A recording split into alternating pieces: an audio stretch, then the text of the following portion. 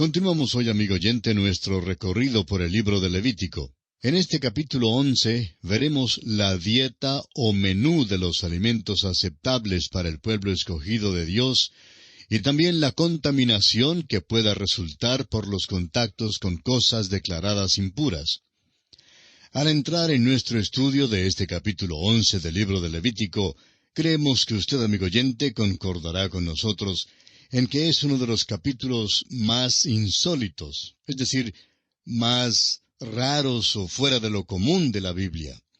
Notará usted que existe una verdadera bifurcación o cambio radical entre lo tratado por este libro hasta el final del capítulo 10 y lo que se tratará desde ahora en adelante. Los primeros 10 capítulos tenían como tema principal las ofrendas y el oficio del sacerdocio. Pero ahora, en lugar de enfocar la atención en el sacerdocio, notaremos que estará enfocada en el pueblo. En lugar de las ofrendas a Dios, el tema será el alimento para el pueblo. En lugar de la adoración a Dios, el énfasis caerá sobre cómo debemos caminar en este mundo. Lo notable en todo esto es que se hace una transición de lo sagrado a lo que solemos llamar el mundo secular, sin ninguna diferenciación en la manera de tratar los temas.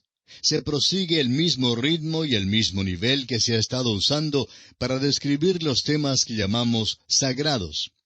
No hay nada aquí en esta transición que indique que los temas seculares deban ser enfocados o tratados de una manera diferente a lo sagrado. Hoy en día hacemos una falsa distinción entre lo que creemos sagrado y lo que decimos que es secular. Creemos que si alguna cosa tiene algo que ver con la iglesia, entonces tiene que ser sagrada. Aun la chismografía que ocurre en la iglesia parece ser considerada como cosa sagrada. Pero si la chismografía ocurre fuera de la esfera de la iglesia, entonces la consideramos secular. Amigo oyente, según el apóstol Pablo en su primera carta a los Corintios capítulo 10 versículo 31, todo y cualquier trabajo puede y debe ser hecho para la gloria de Dios. Usted puede muy bien alabar a Dios mediante el lavado de platos, cavando una zanja, sentado en un escritorio o cualquier otra labor que usted desempeñe. Amigo oyente, realmente no se puede hacer una distinción entre lo sagrado y lo secular, ya que Dios no hace ninguna distinción. Veamos ahora por qué es tan insólito o fuera de lo común este capítulo. Es insólito porque aquí Dios da una dieta, un menú que deben seguir los hijos de Israel. Deben comer solo ciertas cosas y no las que no están incluidas en el menú. Surge entonces una pregunta importante. ¿Tiene el Dios de este vasto universo realmente interés en lo que comen sus criaturas? ¿Puede aquel que ha ordenado todos los detalles de este vasto universo preparar un menú para el hombre? Este capítulo nos da la respuesta. Dios está verdaderamente interesado en los detalles de la vida de su pueblo. Ningún detalle es demasiado pequeño para que Él lo pase por inadvertido. Una señora le preguntó en cierta ocasión al doctor G. Campbell Morgan si pensaba que debemos orar a Dios en cuanto a todas las cosas pequeñas en nuestras vidas. La respuesta del doctor Campbell Morgan fue la siguiente. Señora, ¿puede usted nombrar alguna cosa en su vida que sea demasiado grande para Dios? Amigo oyente, lo que pasa es que estamos propensos a dividir lo que ocurre en nuestras vidas en dos grandes secciones, en problemas grandes y en problemas pequeños. Pero Dios no divide las cosas así. Para Él, todos son problemas pequeños. Sin embargo, no hay nada que sea demasiado pequeño para su interés y su atención. Él nos manda en tantos pasajes bíblicos a orar en cuanto a todo, pero a no preocuparnos por nada. Hay grandes lecciones espirituales para nosotros en esta sección, como pronto lo vamos a ver, pero también hay un aspecto muy práctico, que debido a que concierne principalmente al pueblo de Israel, muchas veces lo pasamos por alto. Puesto que Dios prohibió comer ciertos animales y permitió el comer otros, podemos asumir que involucrado en todos estos reglamentos había cierto coeficiente de salud. Podían comer ciertos animales, peces y aves, pero otros no. No había ningún elemento de superstición y se trataba de algo más que un mero rito religioso que hacía una distinción entre animales considerados limpios e inmundos. Puesto que Dios prescribió ciertos animales para la dieta de su pueblo, y siendo que definitivamente prohibió otros, tenía que haber algún beneficio en seguir esa dieta. La historia demuestra ampliamente que Dios tenía buenos y suficientes motivos como para hacer estas distinciones. Ahora es verdad que Dios bien pudo haberse portado de una manera totalmente arbitraria al establecer esta línea de separación entre lo limpio y lo inmundo. Pero el hecho es que, por costumbre, Dios obraba para el bien de su pueblo. Ahora, ¿cómo puede comprobar la historia que esto sea el caso en todos estos asuntos? Bueno, lo interesante es que descubriremos que los animales que eran prohibidos y rechazados por el sistema mosaico eran los más propensos a los parásitos y a las enfermedades. Permítame darle una cita de un médico. El doctor S. H. Kellogg dice: uno de los más grandes descubrimientos de la ciencia moderna ha sido el hecho de que un gran número de las enfermedades a que son propensos los animales se debe a la presencia de formas inferiores de la vida parasítica. Y los animales que son inmundos en su alimentación son los que están especialmente expuestos a tales enfermedades, aunque quizá ninguno se ha hallado totalmente exento. Agrega también el Dr. Kellogg: otro descubrimiento de tiempos recientes, que no tiene menor relación con la pregunta suscitada por este capítulo, es el hecho ahora comprobado de que muchas de estas enfermedades parasíticas son comunes tanto a los animales como a los hombres, y pueden ser propagadas del uno al otro. Luego, este médico da una lista de ejemplos, como la triquinosis en los cerdos, la difteria en los pavos y el muermo en los caballos. Evidentemente, Moisés no comprendía estas enfermedades, y es cierto que los médicos en Egipto tampoco las conocían. Pero Dios sí lo sabía, y Dios, en su sabiduría, hizo estas distinciones entre los animales limpios y los inmundos. Quisiera ahora que prestemos especial atención a esta declaración del doctor Noel de Mussy, que presentó a la Academia de Medicina en París en 1885. Decía este galeno: el concepto de las enfermedades parasíticas e infecciosas, que ha conquistado un puesto tan prominente en la patología moderna, parece haber ocupado en gran manera la mente de Moisés y haber dominado todos sus reglamentos higiénicos. Excluyó del régimen alimenticio judaico los animales que fueron particularmente propensos a los parásitos. Y siendo que es en la sangre donde se propagan los microbios y gérmenes de las enfermedades infecciosas, manda entonces que tienen que ser desangrados antes de ser servidos para comer. Hasta aquí la declaración del doctor Noel de Mussy. Ahora, ¿cómo es que Moisés sabía eso? Pues Moisés no lo sabía, pero Dios se lo dijo. ¿Y qué efecto han tenido a través de la historia estas leyes sobre la dieta de los hebreos? Bueno, creemos que lo que ocurrió allá en el siglo XIV, cuando la peste o plaga negra azotó a gran parte de Europa, merece nuestra atención.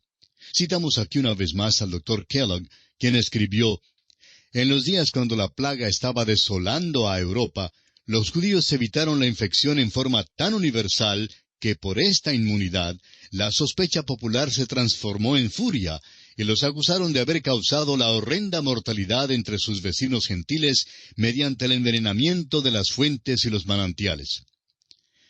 También en cuanto a esto, el profesor Hosmer escribió: a través de toda la historia de Israel, la sabiduría de los antiguos legisladores en cuanto a estas cosas ha sido demostrada de una manera muy notable.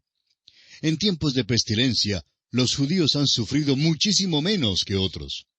En cuanto a la longevidad y la salud en general, han sido dignos de atención en todas las edades, y en el presente día, en las oficinas de seguros de vida, la vida de un judío vale muchísimo más que la vida de cualquier hombre de otra raza. El doctor Behrens también declara: en Prusia, el promedio de duración de la vida judía es de 5 años más que la de la población en general. Ahora, claro es que hoy en día los judíos se están desprendiendo de sus reglamentos sobre la dieta al mismo tiempo que el mundo gentil está aprendiendo las reglas sobre higiene alimenticia. Así que la brecha se está cerrando. Pero hubo tiempos cuando la duración máxima de la vida de los judíos era realmente el doble de aquella de sus vecinos gentiles. Y es mucho más lo que podríamos citar en cuanto a esto. Pero lo importante en estas leyes sobre los alimentos es que hay algunas lecciones de vital importancia en esto para nosotros hoy en día. Estamos propensos a condenar a Israel por hacer tanto énfasis en lo físico que pierden las inferencias espirituales. Al mismo tiempo, nosotros estamos propensos a hacer tanto énfasis en lo espiritual que ignoramos lo físico del todo. Un cristiano no debe desentenderse de su cuerpo en cuanto a la comida que ingiere, ni en cuanto al uso ni el abuso de su cuerpo, ni en cuanto a su cuidado. Debe recordar que el cuerpo es el tabernáculo de Dios hoy en día y el templo mismo del Espíritu Santo. Simplemente porque algo tiene realidad física, no por eso queda excluido de ser también espiritual. Al mismo tiempo, reconozcamos que la Biblia dice claramente que hoy en día podemos comer lo que queramos comer. Si usted, amigo oyente, quiere comer serpiente cascabel, pues bien puede comerla. No hay ningún valor espiritual en el comer ni en el no comer ciertos alimentos. El hecho es que entramos en el terreno de la superstición cuando comenzamos a enfocar esto de esta manera. Veamos entonces algunas escrituras en cuanto a esto. El apóstol Pablo, en su carta a los Romanos, capítulo 14, versículo 14, dice, «Yo sé y confío en el Señor Jesús, que nada es inmundo en sí mismo, mas para el que piensa que algo es inmundo, para él lo es». También en su primera carta a los Corintios, capítulo 8, versículo 8, dice, «Si bien la vianda no nos hace más aceptos ante Dios, pues ni porque comamos seremos más, ni porque no comamos seremos menos».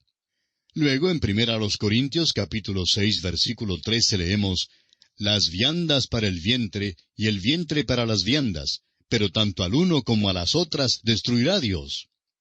Y en su primera carta a los Corintios, capítulo 10, versículo 31, dice Pablo, «Si pues coméis o bebéis, o hacéis otra cosa, hacedlo todo para la gloria de Dios». Debemos notar que la glotonería es prohibida estrictamente, y que la templanza o el dominio de sí mismo es un mandamiento para el creyente bajo la gracia. Y según Hechos, capítulo 15, versículos 20 y 29, también le es prohibido al creyente participar de carne que ha sido ahogada y de comer sangre. Veamos ahora un breve bosquejo de este estudio. Los capítulos 11 hasta el 22 de Levítico comprenden el tema de la santidad en la vida diaria. Ahora, el tema central del capítulo 11 es el alimento del pueblo de Dios. Y estudiaremos este tema bajo los siguientes aspectos. En primer lugar, las reglas sobre los alimentos limpios e inmundos sobre la tierra, versículos 1 al 8.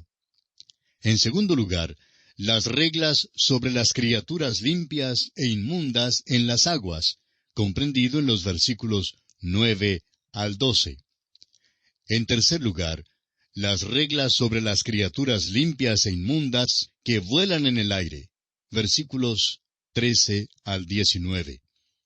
Cuarto, criaturas limpias e inmundas que andan sobre cuatro patas sobre la tierra, en los versículos 20 al 23. Quinto, las reglas sobre el contacto con los cuerpos muertos de animales inmundos, en los versículos 24 al 38. Sexto, contacto con cadáveres de animales limpios, en los versículos 39 y 40. En séptimo lugar, contaminación de criaturas que se arrastran sobre la tierra, en los versículos 41 al 45. Y en octavo y último lugar, la clasificación de lo limpio y lo inmundo, hecha por un Dios santo, en los versículos 46 y 47. Bien, amigo oyente, nuestro tiempo se ha agotado y no entramos siquiera en el versículo 1 de este capítulo 11. pero creemos que toda esta introducción ha sido muy interesante e importante para este estudio. Entraremos entonces de lleno ya en el estudio del capítulo 11 de Levítico en nuestro próximo programa. Confiamos que usted nos vuelva a sintonizar en la continuación del estudio del libro de Levítico. Le sugerimos dar lectura al capítulo 11 para estar mejor preparado e informado de su contenido, lo que le permitirá asimilar una mayor comprensión de la palabra de Dios. Será entonces hasta nuestro próximo programa, Dios mediante. Es nuestra oración que el Señor le bendiga grandemente.